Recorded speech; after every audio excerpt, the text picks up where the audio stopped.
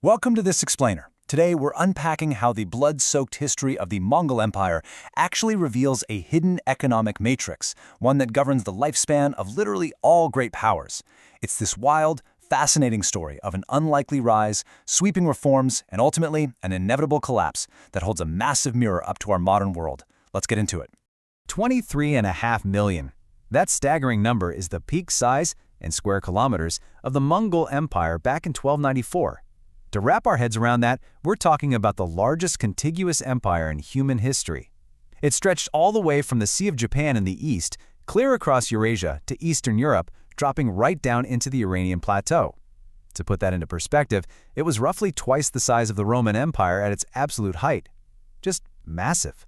Now, looking at the sheer, mind-boggling scale of that territory, it really forces us to ask a core question. How exactly did a fractured, warring band of nomadic tribes manage to conquer the known world? And, maybe more importantly, what unseen forces ultimately tore them apart from the inside out?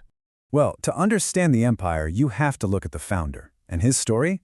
It's one of raw, brutal survival. Young Temujin, who you probably know as Genghis Khan, fought through unimaginable betrayal to get to the top. Born on the harsh Mongolian steppe around 1162, his early life was just marked by total tragedy. In the 1170s, his father was actually poisoned by rival Tatars, and his own tribe completely abandoned his family to absolute penury. They were literally left to survive alone on the dangerous steppe. Then, in the 1180s, he endures the kidnapping of his wife, Berte, by raiders, and suffers a crushing military defeat by his former friend, Jamuka. But he fought his way back. Against all odds, by 1206, he overcomes all these rivals, unites the steppe, and is proclaimed Genghis Khan.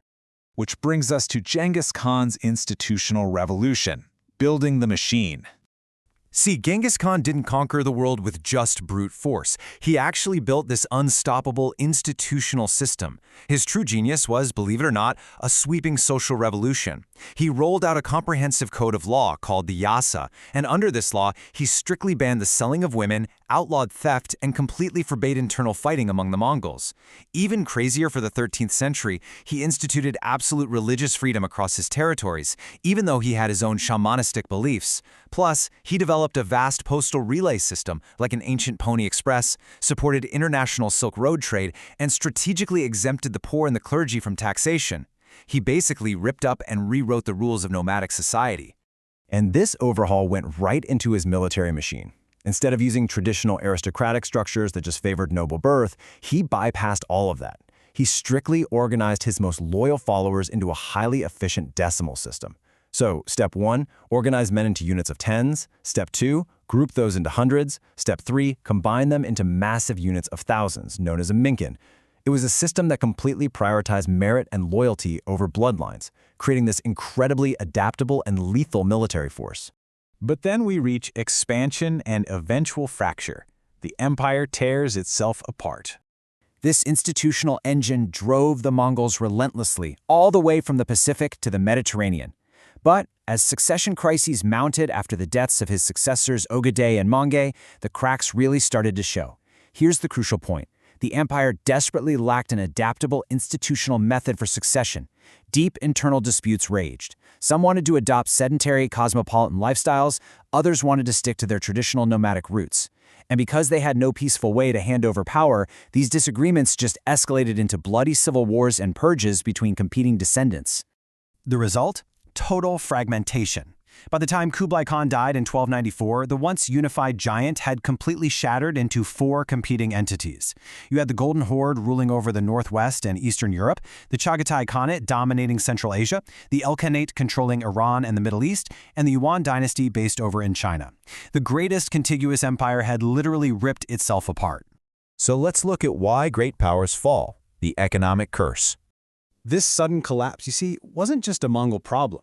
It's an economic curse that haunts all great empires throughout human history. Economists Glenn Hubbard and Tim Kaine actually argue that the fall of every great power was triggered by internal economic and institutional imbalance. They propose that empires don't primarily fall from overexpansion or sheer military defeat.